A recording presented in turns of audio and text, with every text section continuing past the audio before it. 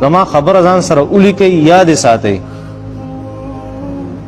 چې په یو ځای کې کله نافرمانی کېږي او تا لږ شانتې غیرت وکړو، ستا په معمولي شانتې غیرت کې به الله جل شانو ډېر روب ور واچي، ډېر زور او شور سره به ستا هغه دعوت الله جل شانو د خلکو مخې ته وړاندې. داسې کوي الله جل شانو. معمولي شانتې غیرت پکار دی د الله جل شانو په نوم باندې، بیا الله د سړي په نوم باندې ډېر غیرت کوي. الله جل شانو څوک یوازې نه پرېږدي، څوک یې پرېښي اوسه پورې یوازې. ابراهیم علیه السلام یې پرېښی و، خلکو ورته ونه غورځو، الله هلته پرېښودو، هغې نه ورته جنت جوړ کړو، جوړ یې نه کړو. حضرت یونس علیه السلام ته وګوره، دننه په داسې ځای کې دی چې هلته د اکسیجن پته هم نه لګي، په اوبو کې دننه بیا د مۍ په خېټه کې د اکسیجن هېڅ پته نه لګي.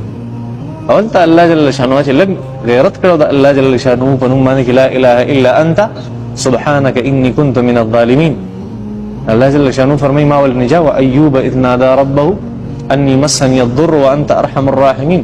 هغه وګوره ایوب علیه السلام لږ غیرت د الله جل شانو په نوم باندې وکړو. پیغمبر ډېر غیرتي، صحیح ډېر غیرتي. الله جل شانو چې دا واقعات د پیغمبرانو ذکر کړي دا ښیي موږ ته چې دا پیغمبر چې لږ شانتې غیرت کړی د الله جل شانو په نوم باندې، الله جل شانو هغې سره څه نه دي کړي، په کوم ځای کې یې پرېښي.